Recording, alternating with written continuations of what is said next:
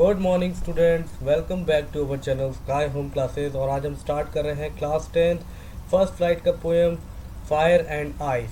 And this poem is written by our favourite American poet Robert Frost. Okay, Robert Frost को हम सब जानते हैं and he was a well known American poet. इन्होंने बहुत सारी पोएम्स लिखी हैं, चाहे हम बात करें रोड नॉट टेकन की हैं, चाहे हम बात करें और भी अदर पोएम्स है, डस्ट ऑफ स्नो। तो आगे हम बात करते हैं इस पोएम के बारे में कि इस पोएम का नाम फायर एंड आइस क्यों रखा गया है। बेसिकली अगर मैं आपसे एक क्वेश्चन पूछता हूँ कि आपके हिसाब से आपको क्या लगता है कि जो वर्ल्ड है वो कैसे एंड होगा, इस वर्ल्ड का जो एंड है वो कैसे होगा, तो हमारे अलग अलग ओपिनियंस हैं, हम अलग अलग आंसर्स दे सकते हैं। ओके, तो रॉबर्ट फ्रॉस्ट का भी अपना मानना था कि इस पोएम के ज़रिए वो लोगों को बताना चाहते हैं कि वो कैसा सोचते हैं। तो देखिए, ये इस पोएम में बताया गया है कि हमारा जो वर्ल्ड है इसमें दो कैटेगरी के लोग हैं, जिनका मानना है उसमें से फर्स्ट कैटेगरी के जो लोग हैं उनका मानना है कि ये जो वर्ल्ड है वो फायर से, मतलब आग से ख़त्म हो जाएगा, यानी फायर से एंड हो जाएगा। ओके, यहाँ पर फायर का एक सूटेबल वर्ड भी है डिज़ायर, जिसका हम पोएम में यूज़ करेंगे अभी। और सेकंड कैटेगरी के जो लोग हैं उनका ये मानना था कि ये जो वर्ल्ड है उसका एंड आइस से होगा, और यहाँ पर आइस का जो सूटेबल वर्ड है वो है हेट। ओके, तो ऐसा क्यों कहा गया है? ऐसा लोगों का मानना है कि कुछ लोग ये मानते हैं, मतलब फर्स्ट कैटेगरी के जो लोग हैं वो ये मानते हैं कि ये वर्ल्ड है इसका जो एंड होगा वो फायर से होगा, मतलब फायर ही वर्ल्ड को एंड कर सकती है। और सेकंड कैटेगरी के जो लोग हैं उनका ये मानना है कि जो वर्ल्ड है इसको आइस ही एंड कर सकती है। तो अब यहाँ पर इन दोनों वर्ड का क्या यूज़ है वो हम देखते हैं।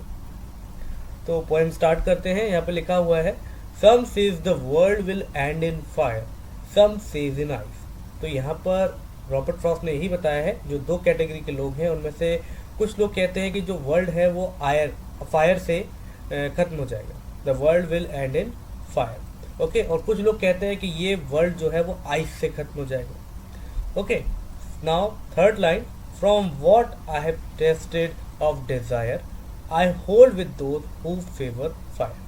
तो यहाँ पर रॉबर्ट फ्रॉस्ट बोल रहे हैं, जहाँ तक मेरा मानना है कि ये जो वर्ल्ड है वो डिज़ायर से खत्म होगा। डिज़ायर का मतलब क्या होता है? बोल सकते हैं हमारी इच्छा या हमारा कोई हमारी जो विश है, तो उससे भी, मतलब जैसे हम बोल सकते हैं। अब डिज़ायर का यहाँ पर मीनिंग क्या निकाला है रॉबर्ट फ्रॉस्ट ने? उन्होंने बोला कि हमारे वर्ल्ड में ऐसे लोग मौजूद हैं जो पूरे वर्ल्ड पे कंट्रोल करना चाहते हैं, पूरे वर्ल्ड को कॉन्कर करना चाहते हैं, वो अपनी सारी की सारी जो डिज़ायर हैं वो इस वर्ल्ड में फुलफ़िल करना चाहते हैं। तो हो सकता है कि ऐसे लोग वर्ल्ड को ख़त्म करना चाहते हैं। तो यहाँ पर बोला है कि रॉबर्ट फ्रॉस्ट ने कि मेरे हिसाब से डिज़ायर की वजह से ये वर्ल्ड ख़त्म हो जाएगी। डिज़ायर का मैंने आपको मीनिंग बता दिया। I hold with those who favour fire. तो वो कहते हैं कि मैं उनके फेवर में हूँ, यानी हमें ये मानना चाहिए कि जो वर्ल्ड है वो फायर से ख़त्म होगा। Okay, now fifth line, but if it had to perish twice. If it यानी वर्ल्ड की बात हो रही है। If it had to perish twice, perish का मतलब है डाई। पेरिश का यहाँ पर जो मीनिंग है वो क्या है? डाई। ओके, तो यहाँ पर उन्होंने बोला है कि अगर इस वर्ल्ड को दोबारा खत्म होने का मौका मिले, ट्वाइस मतलब दोबारा, सेकेंड टाइम, तो पेरिश का मीनिंग है डाई। अगर इस वर्ल्ड को दोबारा खत्म होने का, दोबारा फिनिश होने का चांस मिले, तो I think I know enough of hate. तो यहाँ पर बोल रहे हैं, तो मेरे हिसाब से मुझे लगता है कि इस वर्ल्ड में बहुत ही ज़्यादा हेट है, हेट्रेड पीपल बहुत है। हेट्रेड मतलब बहुत लोग, नफरत है, लोगों के बीच में नफरत है। इस वर्ल्ड में कई लोगों में नफरत है, यानी हम बोल सकते हैं एक देश दूसरे देश को ख़त्म करना चाहता है, लोगों के बीच में नफरत बढ़ती जा रही है। तो ये हो सकता है, ये भी एक रीज़न होगा जिससे ये वर्ल्ड ख़त्म हो जाएगा। तो यहाँ पर जो हेट है उसका सूटेबल वर्ड है आइस। तो यहाँ पर लिखा भी हुआ है, to say that for destruction ice is also great and would suffice। तो यहाँ पर suffice का मतलब है sufficient। ओके, तो यहाँ पर कहने का मतलब ये है कि लोगों के बीच में नफरत इतनी ज़्यादा है, इस वजह से ये वर्ल्ड नफरत की वजह से, मैंने हेट्रेड पीपल्स की वजह से भी ख़त्म हो सकता है।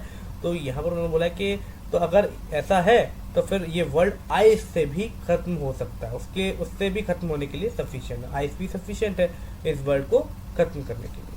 ओके, सो दिस वॉज, यहाँ पर देखा भी हमने, फायर का जो सूटेबल वर्ड है वो है डिज़ायर, और जो आइस का सूटेबल वर्ड है वो है हेट। ओके, अब यहाँ पर सिंपली हम एनालाइज करते हैं। अगर आपको इसकी समरी लिखनी है तो समरी भी हम इसके हम बात करते हैं। The great fire versus ice debate. यहाँ पर नॉर्मली ये दो कैटेगरी के लोगों की बात हो रही है।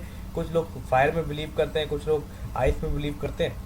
तो यहाँ पर लिखा भी हुआ है, the speaker bring us into the middle of an argument between the people who think the world to come to a fiery and.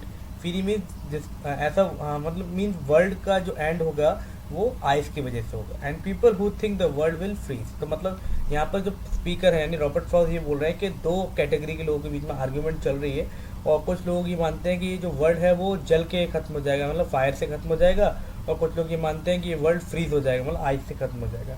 He could be talking about the literal end of the world, but he is also talking about the power that human beings have to harm or destroy one another. और यहाँ पर poet का जो मानना है वो कुछ अलग है। उनका मानना है कि ये जो वर्ल्ड है वो किसी की डिज़ायर से खत्म हो जाएगा, क्योंकि हम जानते हैं आज के टाइम पर ये एक ह्यूमन बींग दूसरे ह्यूमन बींग्स को हार्म करना चाहता है या उसको डिस्ट्रॉय करना चाहता है। The speaker experience with romantic desire has taught him passionate और hot emotions like love and lust would probably have the power to turn the earth into a big fireball.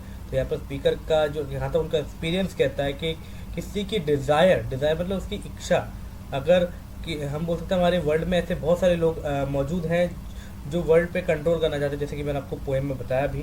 तो उनके इमोशंस या उनके हम बोल सकते हैं उनका जो गोल है, जो उनका एम है कि वर्ल्ड को कैसे कॉन्कर किया जाए, उससे भी ये जो अर्थ है एक फायर बॉल में कन्वर्ट हो सकती है। Okay, but he has also experience the other extreme. He know that colder emotion like hate have great destructive power. अब यहाँ पर अगर हम रॉबर्ट फ्रॉस्ट की बातों को ध्यान से सुने तो उन्होंने बोला कि कुछ लोग का एक्सपीरियंस ये है कि वो ये मानते हैं कि इस वर्ल्ड में कई सारे कोल्डर इमोशंस भी हैं। कोल्डर इमोशन मतलब हेटेड पीपल्स भी इस वर्ल्ड में अवेलेबल हैं जो कि इस वर्ल्ड को ख़त्म कर सकते हैं। Love gets all the publicity but hate is the silent killer. ये बहुत ही परफेक्ट लाइन कही गई है कि लव को तो पब्लिसिटी मिलती है, बट जो हेट है वो एक साइलेंट किलर होता है। मतलब अगर आपके मन में किसी के लिए कुछ हेट्रेड फीलिंग्स है तो आप उसको कहीं ना कहीं नुकसान पहुंचाओगे। तो ऐसी ही फीलिंग्स वर्ल्ड में ऑलमोस्ट कई लोगों की है, यानी हम बोल सकते हैं ऑलमोस्ट अगर 100% ना माने तो 60-70% लोग तो ऐसा ही करते हैं। It may not have the same grandeur as the fire ball ending. Grandeur का मतलब होता है same feeling. Okay, same feeling नहीं है कि जो कि वर्ल्ड है वो उससे फायर से ही खत्म हो जाएगा, वो हो सकता है कि आइस से भी खत्म हो जाए, means but it will do it the trick. तो कुछ क्वेश्चंस के बारे में बात करते हैं। पोएम से रिलेटेड कुछ इंपॉर्टेंट क्वेश्चंस हैं।